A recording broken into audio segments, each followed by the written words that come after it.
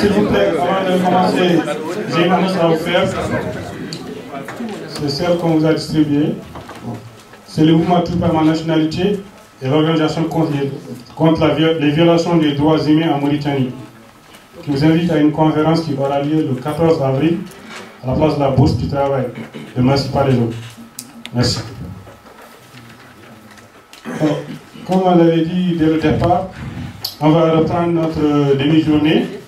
Donc le premier mot revient au professeur Abdul Gourmolo, qui aura comme thème à aborder la dimension constitutionnelle de la crise identitaire en Mauritanie. Bon, il y a aussi un quatrième intervenant qui est en cours de route, donc il va nous rattraper, c'est Biram Oulabey. Donc je passe la parole à M. Gourmolo.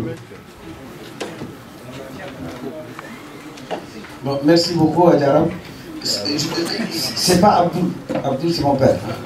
Non, pour moi. C'est bien. Alors, non. C'est parce que mon petit frère est là, il va bien comprendre. Voilà. Donc, moi, on m'a demandé de dire quelques mots à propos de la dimension, disons, constitutionnelle de la question identitaire. Ce qui fait que je vais dire quelques mots sur la question de savoir comment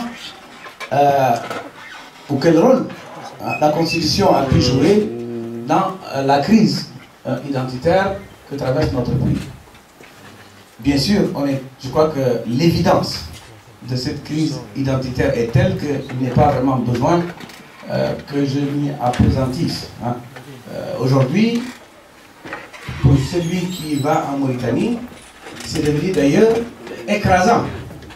C'est tellement écrasant qu'on a désormais dans le pays l'impression d'avoir affaire à deux sociétés. On a l'impression réellement qu'il y a deux communautés qui sont des communautés d'une différenciation telle qu'elles ont du mal à communiquer l'une avec l'autre. Et ça, c'est quelque chose aujourd'hui qui n'échappe pratiquement à personne. Si vous allez à Nouakchott, si vous voulez discuter, comme nous sommes en train de le faire, vous allez immédiatement être confronté à ce problème de avec quoi et avec quelle langue vous allez communiquer et dans quelles conditions vous allez communiquer. Vous allez assister à des débats extrêmement intéressants sur des sujets comme celui-là. Vous n'aurez que des morts entre eux. Vous allez discuter également sur une question aussi passionnante que celle que nous sommes en train de débattre. Vous n'aurez que des noirs entre eux qui discutent, qui parlent en français ou en poula ou en somalie, je ne sais pas quoi. Et c'est devenu maintenant ritournel. Au point que cela pose de sérieux problèmes dans notre société. Ça pose de sérieux problèmes. Moi, je sais que je ne suis pas encore un ancien combattant, je m'approche de ça. C'est vrai. Mais tout le monde y passe. Hein. Vous aussi, vous passerez, vous allez voir. Et ça va très vite. Mais cependant, je vois ça, je crois, avec plus d'acuité encore que vous, puisque au moins nous, à notre époque, on se bagarrait. On était dans des débats passionnés. Entre les morts et les noirs, dans les salles, on était parfois au bord du coup de poing. Mais on se parlait. On parlait dans des langues, on se comprenait, même si on n'était pas d'accord. Et il y avait donc un espace qui était ainsi construit, un espace politique, en tout cas un espace intellectuel, c'est certain, qui faisait que les uns et les autres, chacun savait ce que les uns et les autres on voulait. On peut ne pas être d'accord, mais on savait ce que les uns et les autres voulaient. Là où on en est maintenant, c'est que c'est pas du... Non, mais de toute façon, je vais traduire. Hein. Je vais traduire. Non, depuis Alger, là, je vous signale tout simplement. À Alger. Et je venais faire la propagande du MND. Je vous signale, entre parenthèses, que je suis un lot. Et qu'un lot étant Wolof. Et que j'ai donc été polarisé. Donc si je fais parfois des fautes et que je parle spontanément en poulard, c'est parce que l'histoire est passée par là, m'a brassé, m'a complètement transformé en le contraire de ce que je devais être.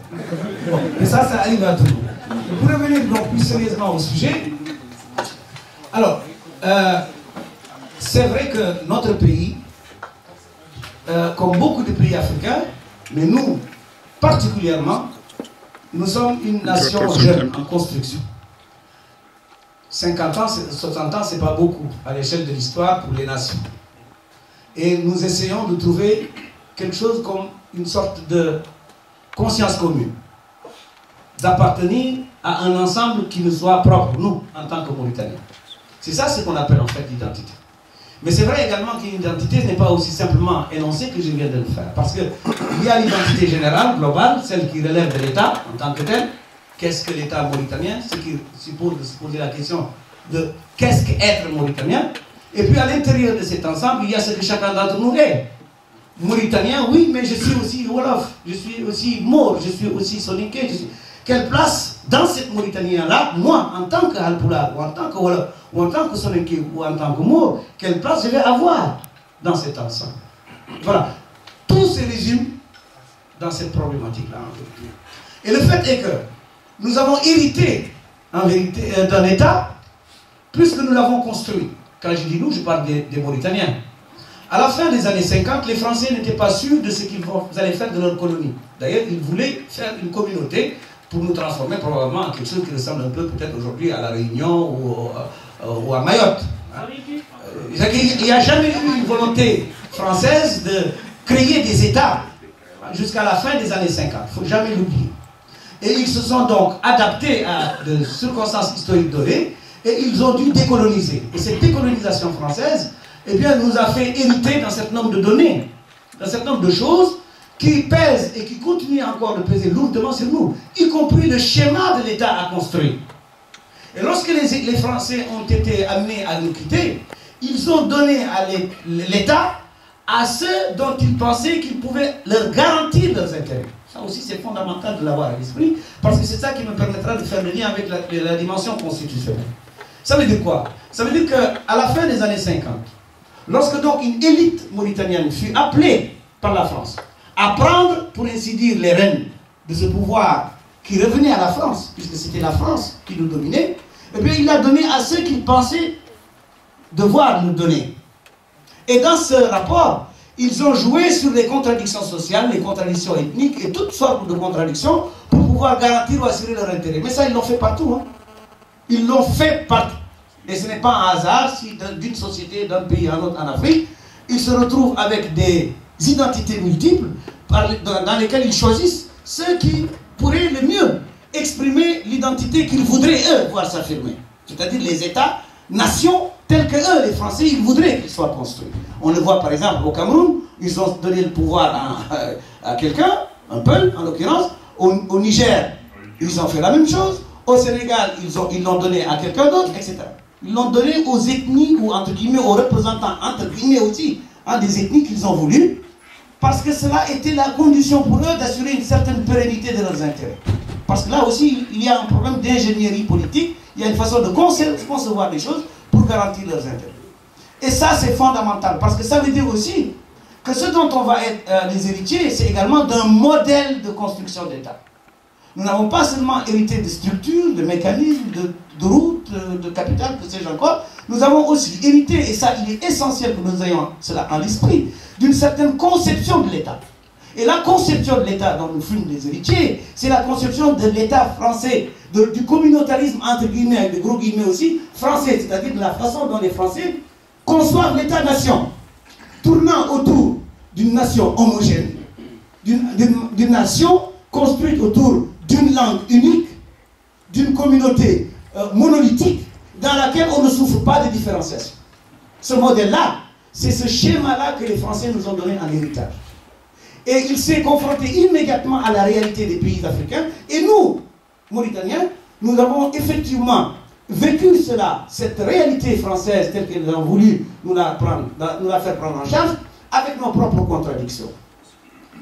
Une contradiction en particulier, à travers le fait qu'il y avait, non pas une communauté, une ethnie, mais il y en avait 4.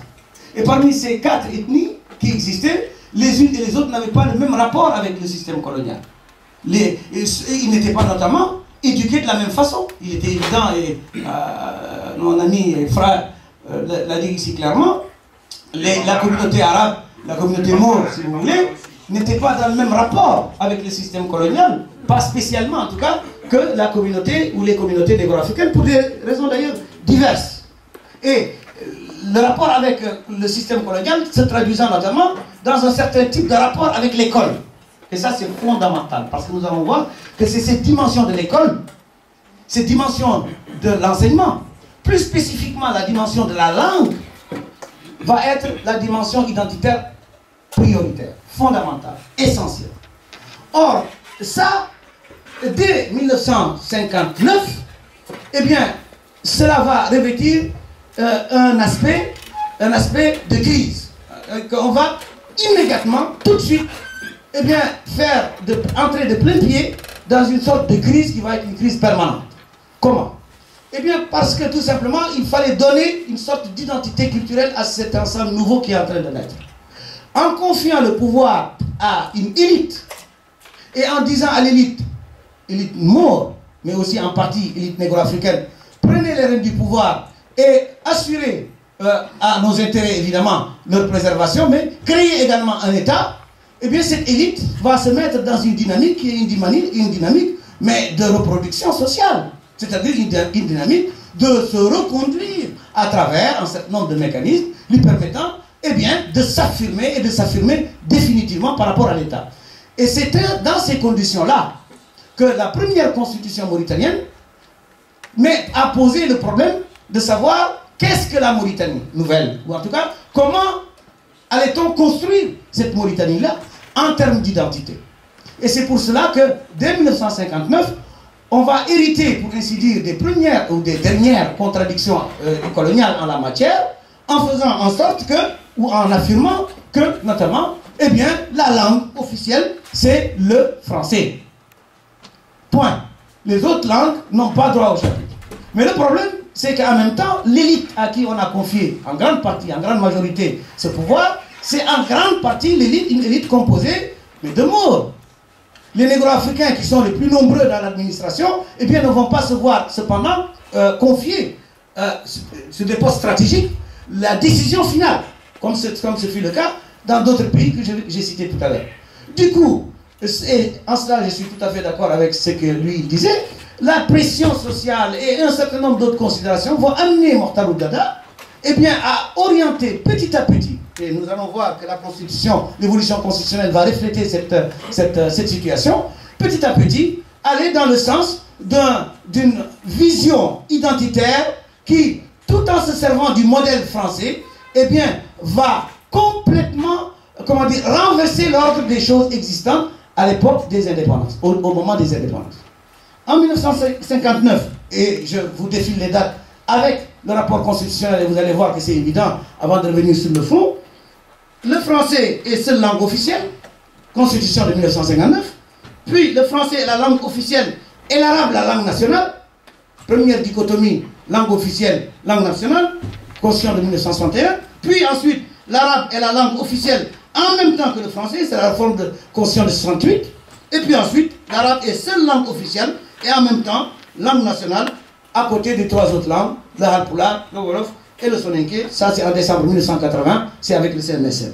Et puis enfin, dernière réforme, toujours dans la même direction, celle d'Aziz, celle qui vient d'avoir cours, celle qui vient juste de se terminer, l'encre n'est pas encore sèche, dans laquelle on proclame cette fois-ci, on le dit avec beaucoup de trémolo dans la voix, je reviendrai surtout sur cela, et bien que désormais, la Mauritanie, on reconnaît qu'elle vit une diversité culturelle, avec bien sûr le maintien de la dichotomie, langue officielle qui est l'arabe, et langue nationale qui sont les trois autres langues nationales. Et je vais vous lire, parce que je ne sais pas si tout le monde l'a lu, mais je vais vous lire ça, parce que c'est sur ça que je vais porter le plus ma réflexion, les termes dans lesquels désormais, eh bien cette question identitaire est pour ainsi dire entre de gros guillemets résolue. C'est l'article 4 nouveau de la Constitution tel qu'il vient de la réformer.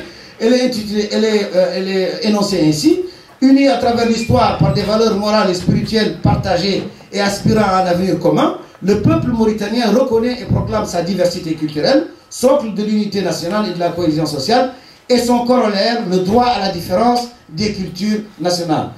Le droit à la différence des cultures nationales. La langue arabe, langue officielle du pays, et les autres langues nationales, le Pulaar, le Soninké et le Wolof, constituent chacune en elle-même un patrimoine national commun à tous les Mauritaniens que l'État se doit, au nom de tous, de préserver et promouvoir. Voilà le nouvel énoncé, celle qui figure désormais dans la Constitution. Évidemment, c'est sur ça que je vais vous amener, vous inviter en tout cas le plus à réfléchir.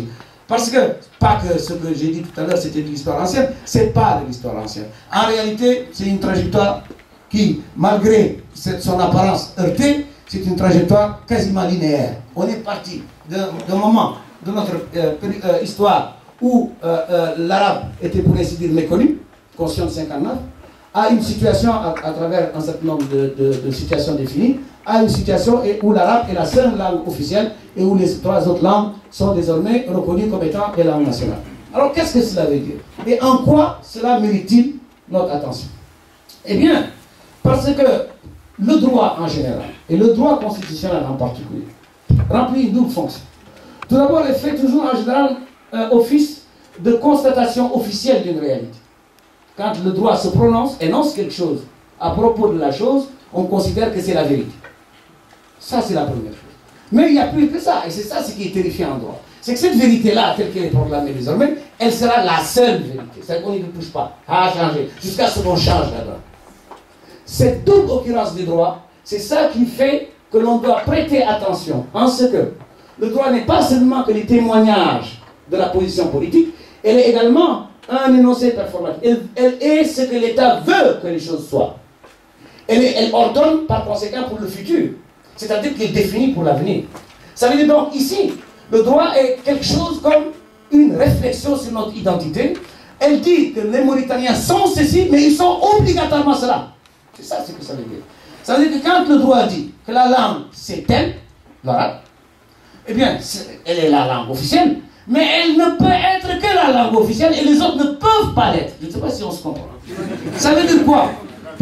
Mais c'est ça qui est le plus problématique et nous allons voir que c'est là où peut-être les corrections ou les correctifs posent problème. Parce que si on voit comment les gens ont réagi à cette réforme, on voit que certains de mes amis, là je vais faire de la politique clairement, ceux qui sont allés au dialogue ont dit que cette nouvelle disposition est un acquis. Que c'est vraiment la première fois qu'on reconnaît que la Mauritanie connaît la diversité et qu'on proclame le droit à la différence des cultures nationales. C'est la première fois qu'on le dit explicitement. Alors, et que donc, en constitutionnalisant cela, eh bien, on a fait un progrès considérable.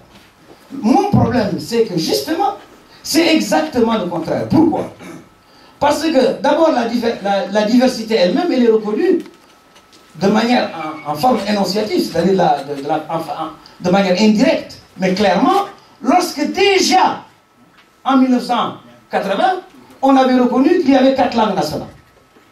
Parce que quand tu dis d'une société qu'elle a 4 langues nationales, les langues, il faut bien que ça se rattache à quelque chose. Une langue n'existe pas in abstracto. Elle existe par rapport à une communauté qui la parle. Donc dire déjà, en 80, qu'il y a 4 langues nationales, c'est dire qu'il y a 4 communautés et 4 nationalités. Peut-être qu'on aurait pu être plus explicite. Mais ça, c'est de l'ordre, si vous voulez, de la politique. On dira aussi, quand on est constitutionnaliste, c'est de la ruse constitutionnelle. Mais ça importe peu. L'essentiel, c'est qu'on avait reconnu qu'il y avait 4 langues nationales. Et ça, c'est en 1980. Donc, il y a une diversité évidente. Mais cela pose aussi l'autre problème, c'est que est-ce qu'aujourd'hui, entre 80 et là où on en est, nous, en ce moment, est-ce que le problème, c'est un problème de diversité ou un problème d'égalité? Est-ce que le problème, c'est de reconnaître que les Mauritaniens, il y a des Wolofs, des Halplas, des Soninké, des Chinois, des Japonais, qui sont encore, des Rouges et des Verts? Ou est-ce que la question, c'est de savoir comment chacune de ces communautés et ses membres se sentent-elles dans le pays? Et comment cela va être exprimé dans la Constitution? Voilà le gros problème qu'on est confronté. Parce que, sans faire de la provocation, mais pourtant si vous réfléchissez, vous allez voir que je n'ai pas tout à fait tort de le dire. Le problème d'être raciste, ce n'est pas de refuser la diversité. D'ailleurs, par définition, franchement, un raciste, par définition, reconnaît la diversité, sinon il ne serait pas raciste. Écoutez, comment voulez-vous hiérarchiser entre les races si vous ne reconnaissez pas qu'elles sont distinctes? L'apartheid est fondé sur la diversité, tellement dans la diversité qu'elle est fondée sur la séparation, justement. Vous êtes tellement divers qu'il faut vous séparer. C'est pour ça qu'on parle d'apartheid. Donc, notre problème, c'est pas de savoir est-ce que nous, on nous reconnaît dans notre diversité, nous, Mauritaniens. La question, c'est de savoir est-ce que dans notre diversité, nous sommes ou non égaux. Voilà le problème. Et voilà en quoi le fait de ramener le débat sur le terrain de la diversité est une régression. C'est un retour en arrière. Ça nous renvoie à 1980. Ça nous renvoie il y a une trentaine d'années, au moment où on se posait la question de savoir est-ce que les langues nationales sont des langues nationales ou pas. Est-ce que la Halpla, le Wolof, le Sénégal, est-ce que c'est des langues au sens scientifique, au même titre que l'arabe? Parce que les débats à l'époque, il s'en souvient probablement, les débats à l'époque c'était ça. Parce qu'à l'époque précédente, celle de Mokhtar Ould-Daddah, il y avait une sorte de différenciation entre ce qu'on appelait les langues nationales et les langues vernaculaires. Et on disait du Halpla, du Wolof et du Sénégal que c'était dit des langues vernaculaires, c'est-à-dire des langues qui sont en usage, mais qui n'ont pas un cachet de scientificité leur permettant notamment d'avoir un statut de langue d'usage par l'État, c'est-à-dire en vérité d'être utilisé à l'école, parce que l'enjeu, pour être concret, c'était ça, parce qu'une langue, elle n'est importante que par l'usage qu'on en fait. Sauf si c'est, bien sûr, si vous voulez utiliser le grec ancien ou des choses comme ça pour la coquetterie intellectuelle. Mais d'un point de vue concret, une langue n'a d'importance que par l'usage qu'on en fait. Et les débats de l'époque, c'était des débats qui tournaient sur la question de savoir quelle était ou quelle devrait être la place de ces différentes langues dans le système éducatif. Et au-delà, dans l'administration de l'État.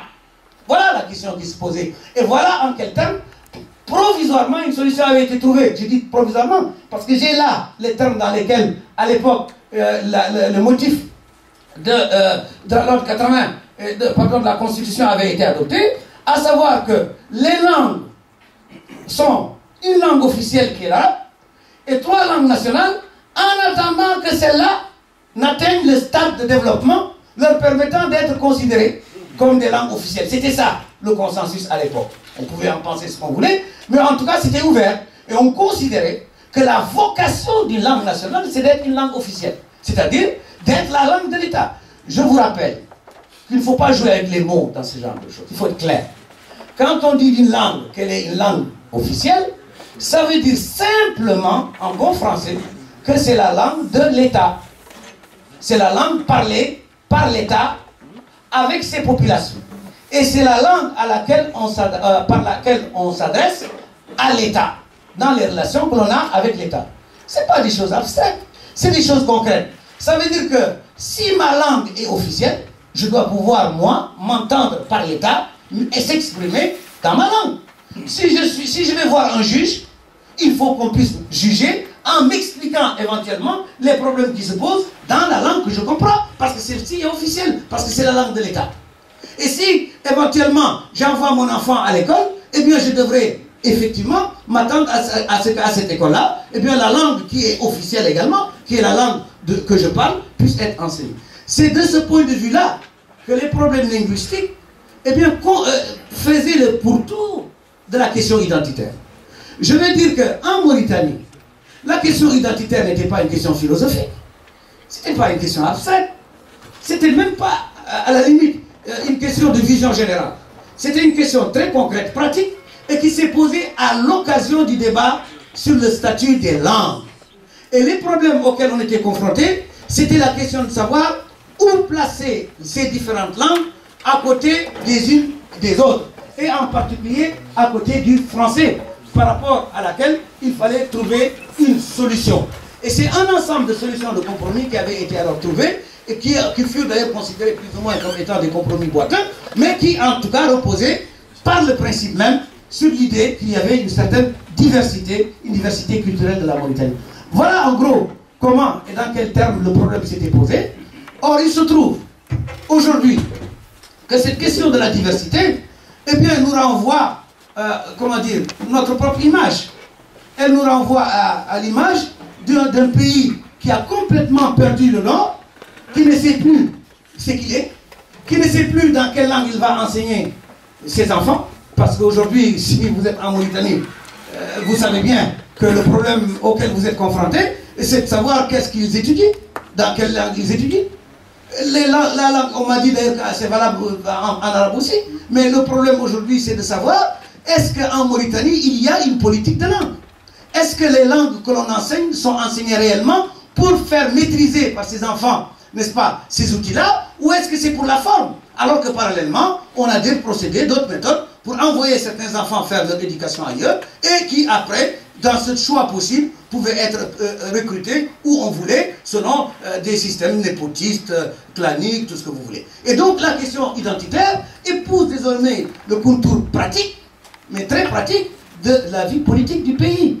Quand on voit un Premier ministre qui lui-même a fait son cursus en français, dans un pays où on continue à enseigner dans une langue officiellement dans cette école, qui, interpellé par un journaliste en français, dit « Moi, je ne réponds pas parce que tu me parles dans une langue étrangère », alors que lui-même, encore une fois, il envoie ses enfants pour être éduqués en français, c'est que vous voyez bien qu'ici, le problème est simplement un problème de foutage de gueule. Pour être clair, c'est un problème politique, politicien, c'est pas...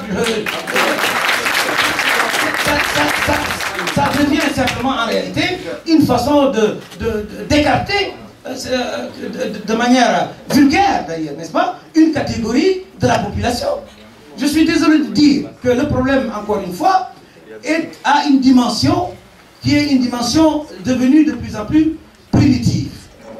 C'est que aujourd'hui, au lieu que la question identitaire soit posée entre Mauritaniens, pour voir entre nous, voilà, il y a un problème.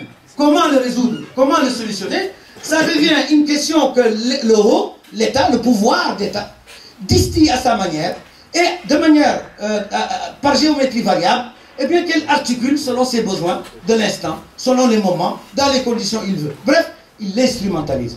Et je termine ici sur le point central, en vérité. C'est que la dimension constitutionnelle, elle se pose pourquoi? Mais parce que la Constitution en Mauritanie, au fond des fonds, n'a jamais eu une racine. Il n'y a jamais eu de racine constitutionnelle dans notre pays. Jamais il n'y a eu un pouvoir constituant en Mauritanie qui soit celui du peuple. C'est la même constitution, ratatinée, qui depuis 1959 fait l'objet de rapiéçage, qui passe en passant par les chartes jusqu'à nos jours. Et à chaque fois, dans le meilleur des cas, on demande au peuple, après qu'on ait fait toutes les magouilles possibles et imaginables, dans des officines, je dis bien dans des officines, parce que c'est le plus souvent maintenant, et c'est devenu quasiment officiel, des groupes politiques donnés, baadistes, nassiristes, des groupes nationalistes arabes qui sont devenus absolument virulents, mais qui créent et suscitent également des réactions qui sont des réactions identitaires, un peu partout, y compris dans les communautés négro-africaines, qui transforment le débat en un enjeu de pouvoir d'une élite, et qui exclut le peuple mauritanien du débat lui-même. Le peuple mauritanien étant écarté, la Constitution devient désormais un chiffon de papier entre les mains d'elles-mêmes, qui en font absolument ce qu'ils veulent, et qui écrivent comme ils le veulent, et qui peuvent donc le modifier autant qu'ils le veulent. Et donc ça pose le problème de savoir si aujourd'hui, en Mauritanie, l'enjeu réel n'est pas celui du pouvoir politique, et si cela ne nous ramène pas à la question de savoir, est-ce qu'il ne faut pas repenser notre rapport avec l'État? Est-ce qu'il ne faut pas repenser la manière dont ce pays est gouverné, la manière dont ou non s'exprime la volonté de notre peuple, et la manière ou non nos différentes communautés vont se sentir intégrées dans une nation qui ne peut se construire que par une conscience commune. Voilà en gros les quelques mots que je voulais dire en attendant. S'il y a des questions à poser, je vous remercie.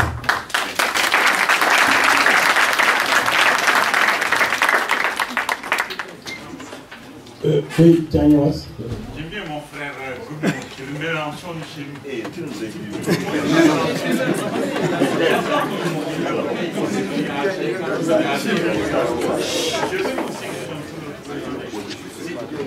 je suis fier d'avoir le Mélenchon de chez nous, c'est pareil.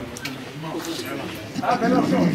Voilà, c'est le Mélenchon de chez nous. Dans les campagnes. Moi, je suis venu à Alger, quand il venait chez nous, c'est moi qui l'ai cherché pour sa propagande. Et je suis par rapport au travail qu'a fait le GC, et j'en suis fier, et je persiste, je suis fier du travail qu'a fait le ministre. Le seul défaut c'est qu'ils ont été incapables de prendre en considération les questions réelles. Voilà. Et moi, je m'en fous du peu du Halplar. Je n'ai rien à vous.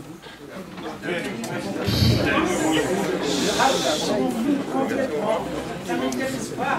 Comment on peut travailler pour la justice? Basta. Le Halplar, il ne m'intéresse pas. Moi, je suis pas peur en fait. Je ne suis pas peur. Et je l'ai toujours dit à tout le monde. Je ne suis pas peur. Je m'en fous des peurs.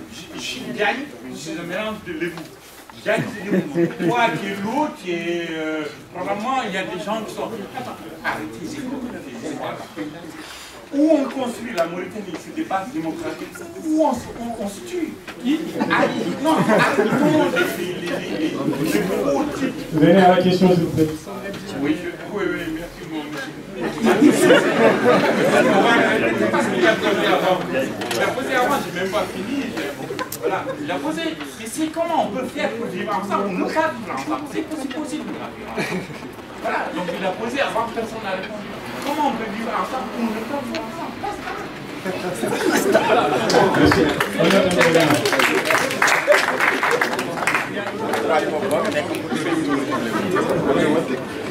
Bonjour, moi tout d'abord j'ai un petit rajout avant de poser la question à M. Logourmont. Il est vrai qu'en Mauritanie, au moment où on a décrété que l'arabisation, qu'on va faire l'arabisation dans les écoles, en ce moment, on avait tous nos almoubés talibés qui s'étaient transformés en arabisants et qui étudiaient l'arabe. Mais malheureusement, comme l'arabe, c'est pas question d'être raciste ou non, mais l'arabe on n'a jamais voulu mettre l'arabe en Mauritanie pour que les gens puissent s'épanouir, puisqu'en ce moment, si vous vous rappelez, on avait énormément de nos talibés almoubés qui parlaient l'arabe et qui, à un moment donné, quand ils ont été faits travailler dans la fonction publique, ils ont été discriminés et c'est là qu'il y a eu le rejet. Deuxièmement, il y a eu le circulaire 02. En ce moment, nous, on était des lycéens. C'était le circulaire, moi-même, je me rappelle, on avait fait un jour, j'avais un professeur arabisant, c'est une anecdote, mais c'est une réalité aussi. Il nous avait donné un sujet de dissertation, c'était écrit en arabe. Al-Wali fil wilayat, Karroh fil Jeshar. Et en ce moment, moi, j'avais écrit mon nom, Al-Hussein Ould Mahmoud, j'étais en tête.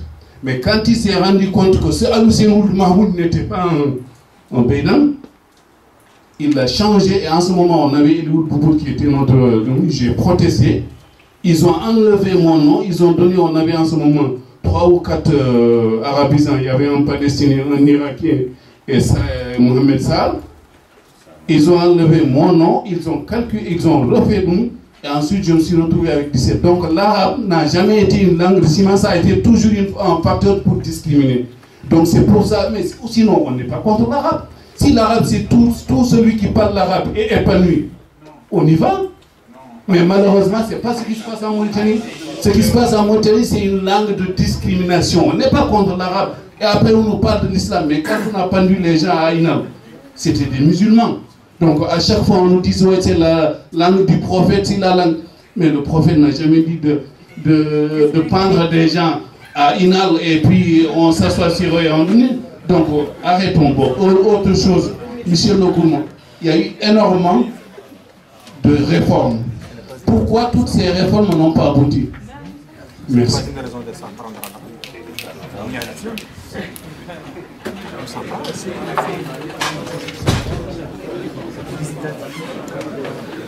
Moi, je voulais faire une petite contribution personnelle. Ce n'est pas une question, mais une contribution qui peut susciter peut-être un débat. Je m'explique d'abord, j'étais en retard. J'ai écouté les intervenants passer lorsqu'ils répondaient aux questions. Et j'ai écouté aussi la brillante intervention de mon ami Gourmont. La première des choses que moi je voulais dire d'abord, c'est que je pense que on est en train de revenir en arrière quand je vois certaines interventions qui connaissent un peu l'histoire politique de la Mauritanie. C'est que aujourd'hui, nous sommes un pays en voie de constitution. Un État en voie de constitution, une nation en voie de construction. Et tant que cette nation n'est pas construite, les questions sociales de prolétariat, de l'hyperprolétariat aujourd'hui, elles deviennent secondaires par rapport à la construction de l'État. Le problème fondamental aujourd'hui en Mauritanie, c'est celui de l'égalité de ces identités. Qu'elles soient des identités raciales ou d'autres identités issues de cette culture dont on n'a pas parlé aujourd'hui. On n'a pas parlé de ces identités, mais de ces identités féodales qui existent en Mauritanie et qui minent aujourd'hui notre société et dont, comment je dis, la conséquence la plus grave est celle de l'esclavage. Aujourd'hui en Mauritanie, qui ne met pas la question de la constitution, de la construction de l'État, la construction de la nation mauritanienne au devant, je crois qu'il est dans l'erreur et que c'est ça qui bloque aujourd'hui l'existence même du pays avant de parler même de la survie de ses citoyens. La deuxième chose, sur ce, on le constate aujourd'hui, c'est que toutes les revendications politiques aujourd'hui ou sociales qui existent en Mauritanie, c'est des revendications qui, selon les identités subjectives qui définissent le porteur, sont différentes. Allez voir le mouvement du 25 février. Quelles sont ces revendications? Parce que la majorité aujourd'hui de ces jeunes du mouvement février, du 25 février, vous allez trouver que c'est les Arabes. Le mouvement TPN, c'est quoi? C'est des Alpulaar, c'est des Wolofs, c'est des Soninké. Le mouvement IRA, c'est quoi? Aujourd'hui, c'est un mouvement issu de la société civile qui ont émergé parce que, effectivement, les partis politiques ont échoué, n'arrivent pas à se regrouper parce que, selon les identités subjectives, les priorités ne sont pas les mêmes. Et tant qu'on ne règle pas ces priorités, qui font que les Mauritaniens seront unis, nous allons à l'échec, nous allons droit au mur.